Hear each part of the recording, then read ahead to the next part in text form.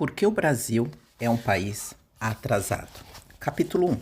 Estado ou governo? Por que misturamos conceitos tão diferentes e o prejuízo que isso nos acarreta? Uma sociedade não consegue ingressar com fundamentos sólidos na rota do desenvolvimento caso não entenda a distinção entre governo e Estado. Habitualmente, o brasileiro médio confunde as coisas. Estou feliz porque meu filho foi aprovado no vestibular de uma faculdade do governo. O governo tem um ministério público muito eficiente ou a aposentadoria do governo é uma miséria. São comentários que ilustram essa confusão. Ora, as universidades públicas são instituições de Estado, bem como o Ministério Público é a Previdência Social. Claro, há uma gestão dos organismos de Estado exercida pelo governo que, por um período determinado, ocupa essa gestão. Mas, enquanto o governo gerencia a coisa pública e é temporário, o Estado está acima dele e é permanente. Entre governo e Estado, há ainda outro componente da máquina pública, a burocracia. Forma-se, então, uma espécie de trindade, a qual faz um país avançar ou permanecer no atraso. Convém distinguir o que é cada componente e seu papel nessa trindade. Antes, porém, de discorrer sobre a ação de cada uma dessas forças, permita-me, o leitor, começar definindo cada conceito. O termo Estado data do século XIII e designa o conjunto de instituições que controlam e administram uma nação. Há muitas teorias sobre a formação do Estado, assim como há vários modelos distintos desta instituição. Todavia, o Estado, como conhecemos, moderno e ocidental, começa a ganhar forma no fim da Idade Média. Na época, o poder anteriormente fragmentado entre diversos nobres, duques ou senhores, governadores de terra, voltou a se concentrar nas mãos dos reis. Antes dessa reconcentração, a Europa não tinha estados ou nações. Os duques não tinham tanto poder de legislar, uma vez que a legislatura da Igreja, centralizada em Roma, detinha mais conhecimento e uma burocracia própria e bem distribuída em vários ducados. Isso permitia que a Igreja exercesse muito mais controle legislativo do que esses governadores locais. Tanto o clero quanto a aristocracia local detinham o controle dos meios de repressão, compartilhado com os duques. No conceito que se tornou clássico no Ocidente, desenvolvido pelo jurista e economista alemão Max Weber, 1864-1920, um dos criadores da sociologia, Estado é a instituição que concentra uma sociedade dentro de um território específico, pátria, e detém os poderes de legislar e reprimir.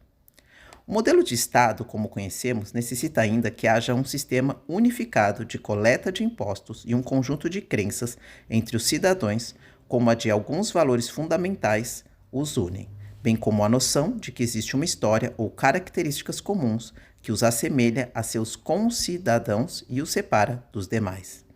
Estado, no caso, se refere a todos os agentes políticos, às instituições públicas, aos seus princípios e leis de regimento sintetizados, na maioria dos casos, em uma Constituição. Ele inclui o governo e a burocracia que regem o povo num determinado território. Tudo isso começou a se estabelecer na Europa com a dinastia dos Tudors, na Inglaterra, com os Habsburgos na Espanha e com os Bourbons na França. Estes foram os governantes que conseguiram estabelecer um controle político, econômico e judicial centralizado acima do poder dos vários duques, além de definirem fronteiras delimitadas. Eles conseguiram ainda reduzir o poder de outras instituições, como a Igreja, e de grupos como a nobreza. Posteriormente, com o enfraquecimento do absolutismo, a noção de que o poder do rei seria absoluto e de que ele próprio seria o Estado, surgiu outro braço fundamental do Estado moderno, a burocracia. O que é burocracia? O termo remete àquelas chateações sem fim a que somos submetidos em repartições públicas, cartórios e escritórios de despachantes. Porém, burocracia é algo que vai muito além das formalidades com papéis, assinaturas e carimbos. Popularmente, quando falamos em burocracia, é sempre como sinônimo de coisas que não funcionam ou, quando muito, funcionam mal. O termo é usado para sinalizar que o Estado ou o governo está atrapalhando a vida do cidadão. Em sociologia, no entanto, a criação da burocracia é um acontecimento importantíssimo. Ela é a estrutura organizativa caracterizada por regras e procedimento explícitos e regularizados por uma divisão de responsabilidades e especialização do trabalho, hierarquia e relações impessoais. Em suma, é a instância que aplica as regras estabelecidas pelo Estado de acordo com a sua Constituição. A burocracia é constituída de técnicos que administram as diversas áreas do Estado. Esses técnicos, na maioria dos casos, não são eleitos em alguns cargos. São nomeados pelo governo para dirigir áreas-chave para a implementação de projetos do governo. Os técnicos de carreira profissional não têm mandato e podem perdurar por vários governos. No entanto, como veremos adiante, a burocracia pode exercer um poder igual ou maior que a do governo. Por isso que diversos países optam por uma constituição que dá poderes ao governo de limitar o poder da burocracia e vice-versa. É um jogo de forças, essencial ao equilíbrio de forças públicas que agem dentro do Estado. Tudors, Habsburgos e Bourbons ajudaram a estabelecer os Estados europeus, como os conhecemos hoje. Mas você pode ter certeza de que, na era do absolutismo, eles eram avessos à ideia de ter governos de pessoas desassociadas das famílias fundadoras. Hoje em dia, o termo governo se refere ao agente político eleito para administrar as instituições do Estado durante determinado período. Observe que governo é transitório, ao passo que Estado é atemporal. Governos podem afetar a maneira como o Estado se organiza. Eles podem até mesmo mudar completamente a visão e certas regras fundamentais do Estado. Este, por sua parte, limita os poderes dos governos, assim como determina que tipos podem surgir para sua regência. Enquanto o Estado é uma estrutura mais ou menos permanente, e vale lembrar que o mais ou menos é porque nada na história é imutável. Definida pelo conjunto de instituições públicas que representam e organizam a população habitante de seu território, governo é uma composição transitória que o administra. Escolas, hospitais, prisões, exército e polícia, por exemplo, são instituições de Estado gerenciados pelo governo em exercício naquele período. Governos são impermanentes e, num país com sistemas democráticos de eleições frequentes, são especialmente transitórios. No Brasil, podem durar apenas 4 anos, às vezes até menos, a depender do comportamento dos políticos e do anseio popular. Durante a sua vida, você pode testemunhar governos com propostas completamente diferentes, mas a priori o Estado não deveria sofrer muitas alterações. Para simplificar, governo é aquilo que elegemos a cada 4 anos, que às vezes muda de slogan e de lado. Já Estado é o aparato permanente que esses governos administram. É importante distinguir isso porque há países com estruturas de Estados que separam nitidamente o que é Estado e o que é governo, que o povo sabe distinguir e cobrar de acordo. No entanto, em países presidencialistas como o Brasil, a distinção entre Estado e governo não é clara. Acrescente a isso o fato de que a maioria dos presidentes de países presidencialistas tem todo o interesse de se perpetuar no poder ou de perpetuar suas políticas de governo, além de seus mandatos. Para tal objetivo, trabalham para tornar uma política temporária de governo em uma política permanente de Estado. A estrutura de Estado e os poderes que auferem aos governos é a burocracia, são a chave para a estabilidade e o sucesso político de uma nação. Muito poder aos governos e à burocracia torna a sociedade sujeita a ser escrava do Estado e minguar na mediocridade. Pouco poder para o governo e para a burocracia, por sua vez, restringe de ações que possam proteger a sociedade em questões de soberania, por exemplo.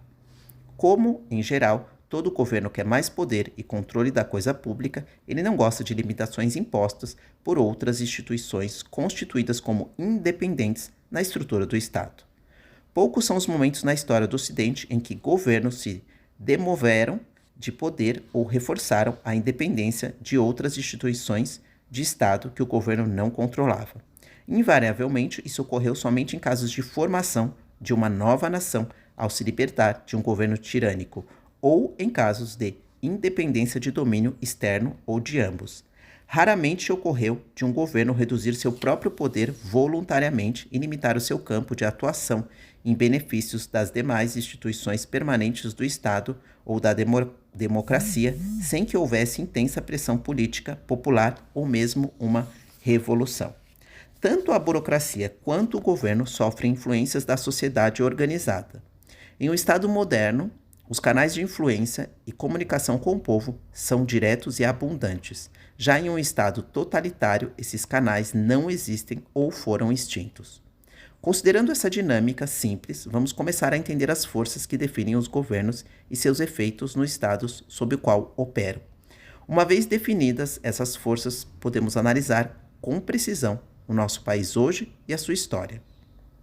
Alguns grandes pensadores, como Max Weber e o economista austríaco Ludwig von Mises, enxergam na burocracia uma força efetiva no comando da nação que pode influenciar o governo e até mesmo a sociedade.